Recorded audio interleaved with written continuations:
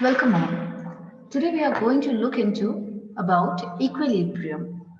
What is equilibrium? Equilibrium means it's a stable figure where left hand side will be equal to right hand side, or you can compare as we note down the our body temperature and the temperature that has been noted down in your thermometer. So the body temperature and the thermometer temperature have attained the equilibrium, that is equal.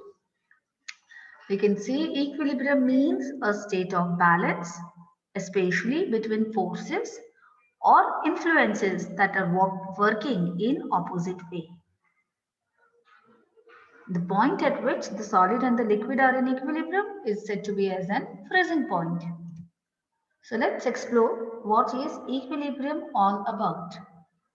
Equilibrium represents the state of process in which the properties like temperature, pressure, concentration of the system do not show any change with the passage of time.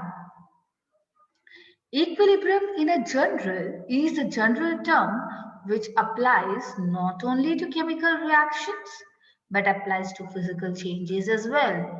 Example, ice and water are in equilibrium at 0 degrees Celsius, that is 273 Kelvin, and atmospheric pressure. In all processes which attain equilibrium, two opposing processes are involved. Equilibrium is attained when the rate of the two processes becomes equal and takes place at equal rate. The mixture of reactants and products at equilibrium is called equilibrium mixture.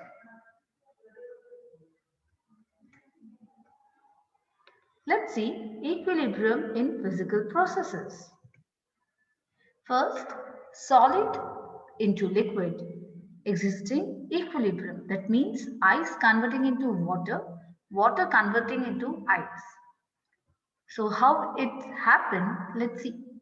When a solid liquid system at melting point is taken in a well insulated container, then this system constitutes a system in which solid is in dynamic equilibrium with liquid.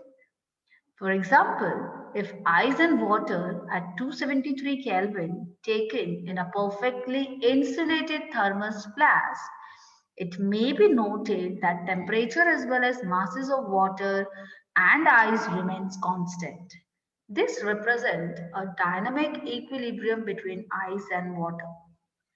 Since there is no change in mass of ice and water, the number of molecules going from ice into water is equal to the number of molecules going from water into ice. Thus, at equilibrium, rate of melting is equal to rate of freezing.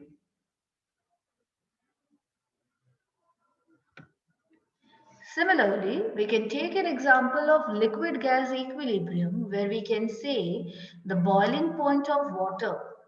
Right, the temperature at which the rate of evaporation should be equal to rate of condensation.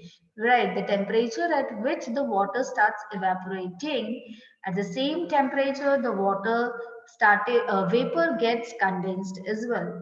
Hence, evaporation of water in a closed evacuated vessel at room temperature continues for some time, leading to the gradual decrease in level of water. After some time, the level of water becomes constant, indicating that a state of equilibrium has attained between water and water vapors. Right. The rate of evaporation takes place. We don't have any definite temperature at which the evaporation takes place. So it can take place at any temperature. Then solid gas equilibrium, this can take possible for a substance which are sublimating substance. For example, iodine, the picture of iodine is given. The volatile solid sublime and forms vapor. When kept in a closed container at constant temperature, equilibrium is established. This solid gas equilibrium you can even observe at your home as well by performing a simple experiment with the naphthalene balls that are available and even with the camphor that are available. Characteristics of physical equilibrium are, in the case of liquid vapor equilibrium, the vapor pressure is a constant at a given temperature. For solid liquid equilibrium, there is only one temperature at one atmosphere at which the two phases can coexist without any exchange of heat with the surroundings. The mass of the two phases remains constant. For dissolution of solids in liquids, the solubility is constant at a given temperature. For dissolution of gases in liquids, the concentration of a gas in liquid is proportional to the pressure concentration of the gas over the liquid. As the gas we measure with respect to the pressure. We do not measure the concentration of a gas, but we do measure the pressure of the gas.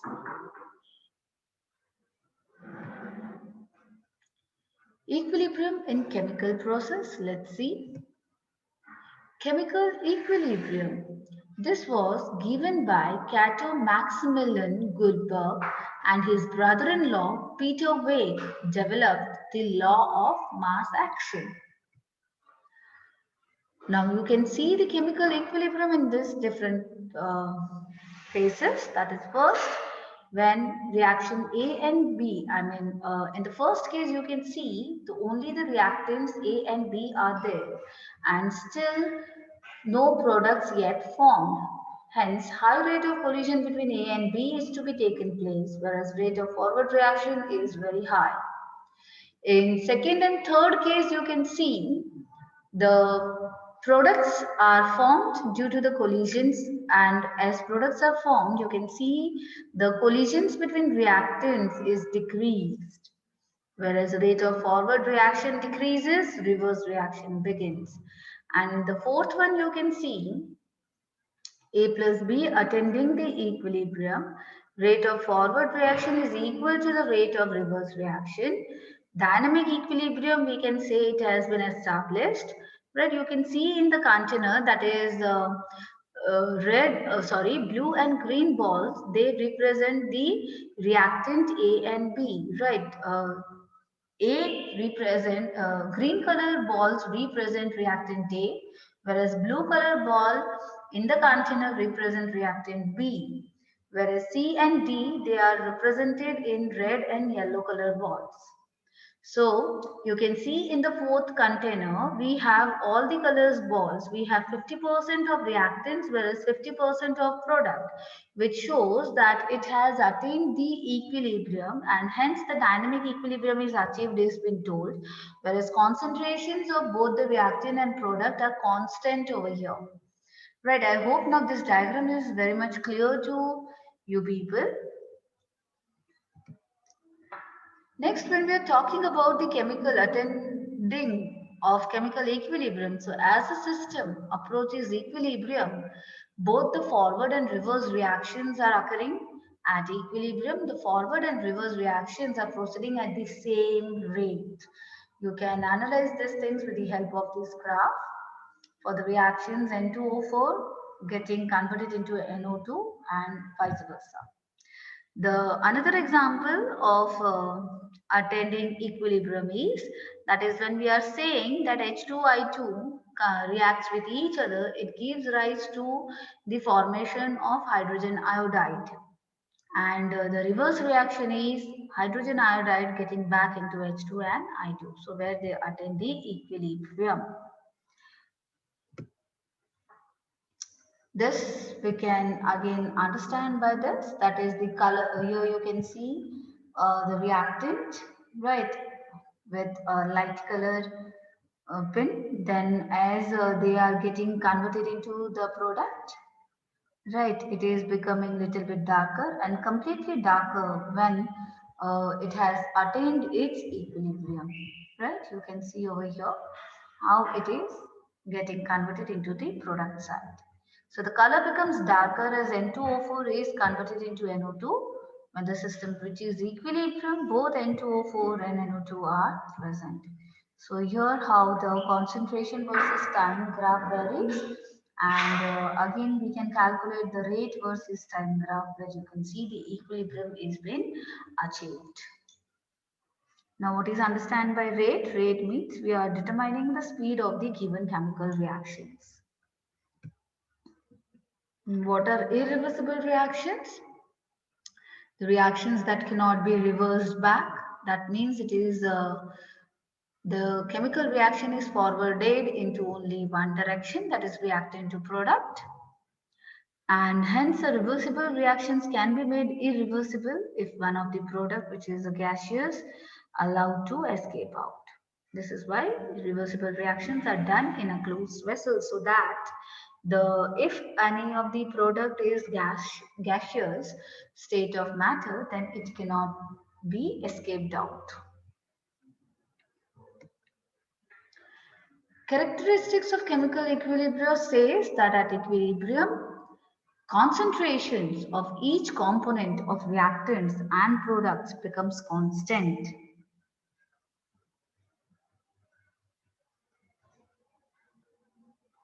The rate of forward reaction will be equal to the rate of the backward reaction. So chemical equilibrium is said to be dynamic in nature. A chemical equilibrium is established provided none of the product is allowed to escape.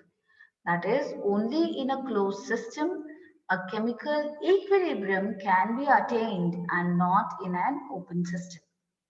So this point is very important. That is, the chemical equilibrium is established providing none of the product is allowed to escape, which is only possible in a closed system. Hence, all the chemical reactions is to be carried out in a closed vessel rather than in an open vessel. Chemical equilibrium can be attained either from the direction of reactants or from the direction of products, depending upon the conditions like temperature and pressure. A catalyst does not alter the state of equilibrium. It is due to fact that a catalyst influences both the forward and backward reaction to the same extent. It only helps to attain the equilibrium rapidly. Laws of chemical equilibrium and equilibrium constant. Your law of chemical equilibrium is related to the law of mass actions. Let's see what is law of chemical equilibrium. At a given temperature, the product of concentration of the reaction product raised to the respective stoichiometric coefficient in the balanced chemical equation divided by the product of concentration of the reactants raised to their individual stoichiometric coefficient has a constant value. This is what known as the equilibrium law or law of chemical equilibrium. Now basically you can see that as per the law of mass actions, we have a chemical equation, that is AA plus BB gives CC plus DD.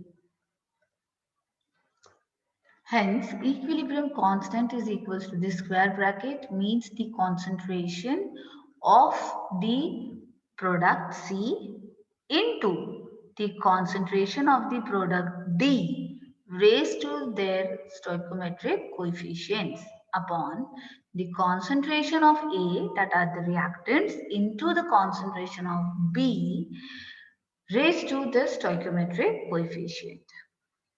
Hence, in short, we can say chemical equilibrium, a condition in the course of a reversible chemical reaction in which no net change in the amount of reactants and products occurs. A reversible chemical reaction is one in which the product, as soon as they are formed, react to produce the original reactants. So if concentration Kc in case of the solid or liquid, we have equilibrium constant calculated. Kc is the equilibrium constant is equals to concentration of C raised to C into concentration of D raised to D upon concentration of A raised to A into concentration of B raised to B. Whereas in case of gases, we have pressure of C raised to C into pressure of D raised to D upon pressure of A raised to. These are P means the partial pressure of the product upon the reactant. And we derived the relation between Kc and Kp. Kp is the equilibrium constant at partial pressure, P for the gases. Hence, we derive a relation between Kc and Kp as Kp is equals to Kc into RT raised to delta N, where R is your real gas constant for pure liquids. R is your real gas constant, where T stands for the temperature, whereas delta N, it is the change in the number of products and the reactants present in a given reaction. Now delta N, that is change in the number of products and reactant, we calculate in the basis of C plus D, which are the stoichiometric coefficients of the product of a given reaction, minus A plus B, which is a stoichiometric coefficients of the reactants. Application of law of mass action to chemical equilibrium is rate of forward reactions, rate of backward reactions we can calculate, and even we know that equilibrium rate of forward reaction is equals to rate of backward reaction. Since Kf and Kb are the constant of the ratio, Kf upon Kb is also a constant and it is represented by Kc, which is known as your equilibrium constant. The equilibrium constant K may be defined as the ratio of the product of equilibrium concentrations of the product to that of the reactant, with each concentration term raised to the power equal to the stoichiometric coefficient of the substance in a given balanced chemical equation.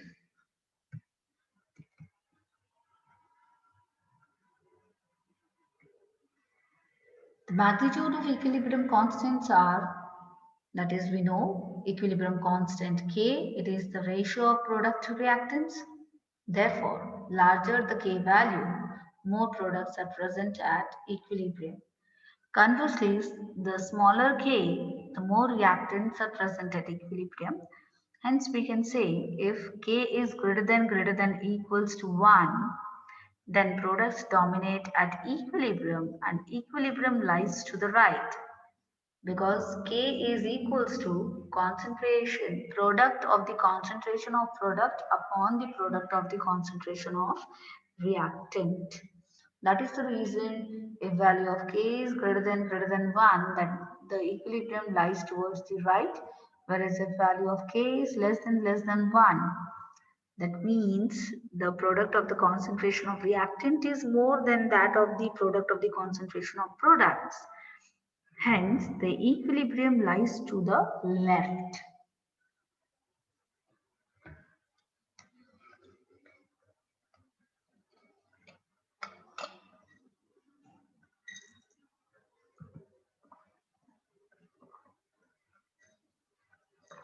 Here you can see the example. That is, as per law of mass actions, we have placed a given chemical reaction, a general chemical reaction, which shows AA plus BB gives CC plus DD.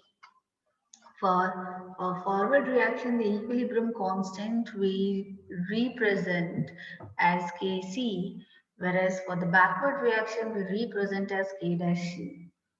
Then at constant temperature, the equilibrium constant Kc for forward reaction is this. Whereas for the reverse reaction, the K dash C becomes A because the reactant changes into the product, right? And the product becomes the reactant. When it is moving in the forward direction, AA plus BB is a reactant, whereas CC plus DD is a product. And when it is moving reverse, at that moment the product becomes the reactant, whereas reactant becomes the product. Hence K dash C is inverse of Kc. Hence, The applications of equilibrium constant are, if we know the value of equilibrium constant, we will be able to predict the extent of a reaction, predicting the direction of a reaction, and yes, of course, it will help us to calculate equilibrium concentrations. Let's see one by one.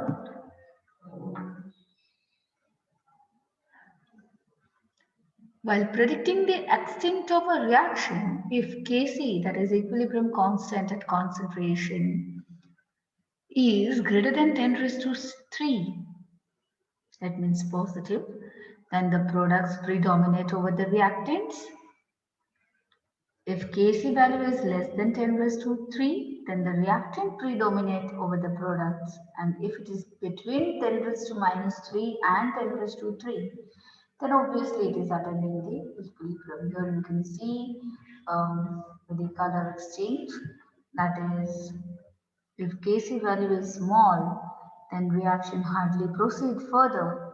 If Kc value is more than 10 raised to 3, then reaction proceeds nearly to completion. I hope the above sentences are understood completely.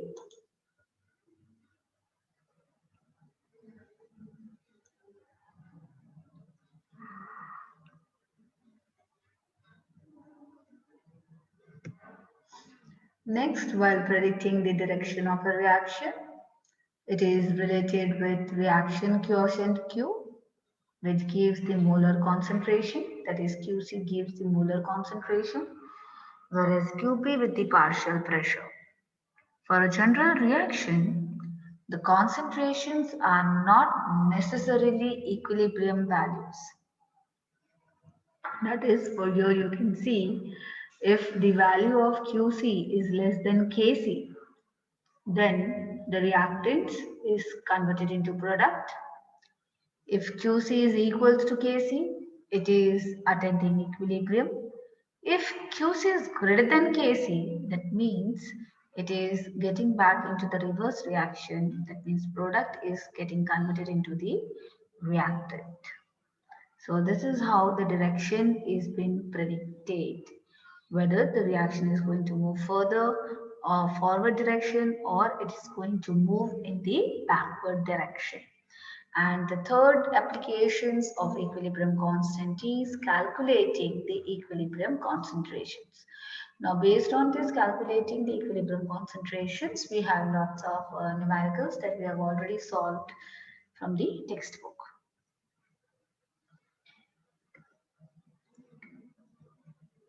How we are going to define the homogeneous and heterogeneous equilibrium?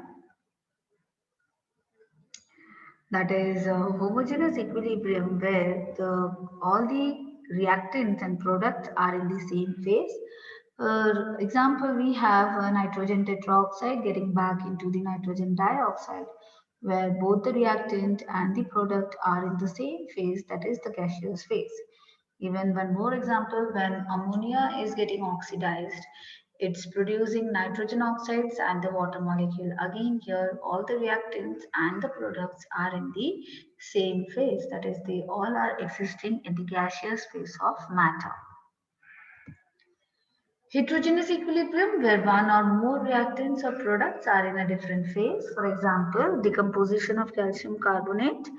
It gives us calcium oxide and carbon dioxide gas, whereas calcium oxide is in solid phase and carbon dioxide is in the gaseous phase. And you can see the reactant and the products are in the different phase, which is well defined by the heterogeneous equilibrium.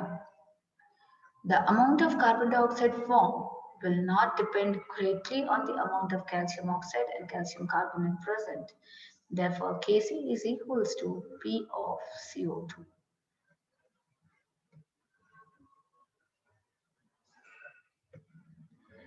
Now next, we are going to learn about the Le-Chatelier's principle. What is Le-Chatelier's principle?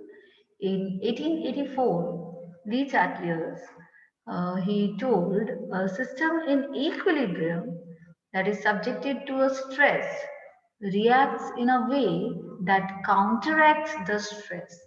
मतलब कोई भी अगर आपको stress परेशान कर रहा है तो इट काउंटरैक्ट्स इन सच अ वे कि स्ट्रेस है या नहीं है उससे हमें कुछ फर्क नहीं पड़ता. So let's see how it is done. Factors affecting equilibrium are temperature, concentration, pressure, and catalyst. And let's see how Lee Chatterjee's principle being helpful with all this stress in a given chemical reaction.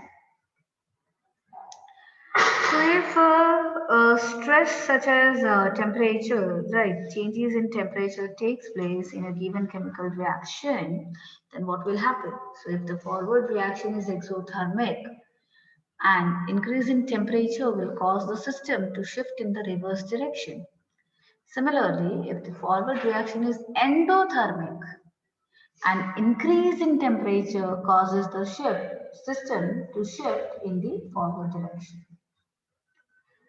The opposite effects would be observed for a decrease in temperature, that is N2O4 gaseous gives to NO2 gaseous. Now, for forward reactions, change in standard enthalpy is positive 58.0 kilojoule per mole, whereas for backward reaction, change in enthalpy is equals to negative 58.0 kilojoule per mole. Hence, increase in temperature favors endothermic reaction.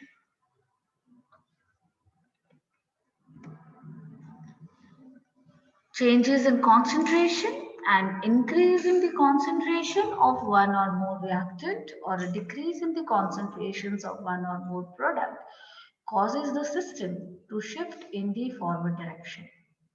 A decrease in the concentration of one or more reactants or an increase in the concentration of one or more products causes the system to shift in the reverse direction.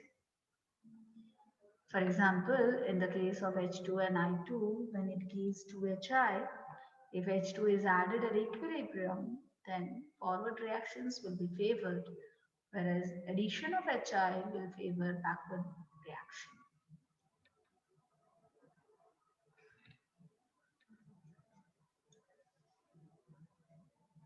Changes in pressure for the homogeneous gaseous system. Pressure does not have any effect of concentrations of species that are present in solid, liquid, or solution form. On the other hand, change in pressure affects the concentration of gases. According to ideal gas law, pressure and volume are inversely proportional to each other. The greater the pressure, the smaller the volume, and vice versa.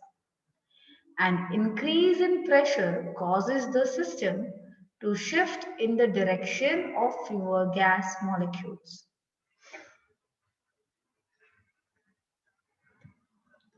Next, a decrease in pressure causes the system to shift in the direction of more gas molecules. If the number of particles on each side of the reaction is equal, then a change in pressure has no effect. Whereas the increase in pressure always affects the side that has more volume. Hence, increase in pressure shifts the equilibrium from left to right. The pressure has no effect if the total volume of reactants is equal to the total volume of the products, as in the following example, that is H2 gas plus I2 gas gives 2HI gas. The effect of catalyst. A catalyst changes the rate of a reaction by providing an alternative pathway with a lower activation energy. The lower energy pathway is available to both the forward and the reverse reactions of the equilibrium. The addition of a catalyst to a system in equilibrium does not favor one reaction over the other. Instead, it increases equally the rate of both the forward and the reverse reactions. The rate at which equilibrium is reached is increased with the relative concentrations of reactant and products at equilibrium, and hence the equilibrium constant are unchanged. Right, for example, here if we take an example of baking a cake or fermentations of idli or dokla, right? So we have just churned the flour for making idli, and we have kept it for long hours overnight, right? And that takes time without catalyst. And now if we add yeast into it for fermentation, what will happen? Same reactant is going to convert into the product, but the reactions will be speed up. Right, with less number of hours, the fermentations will take place. Next, we are going to see acid, bases, and salts.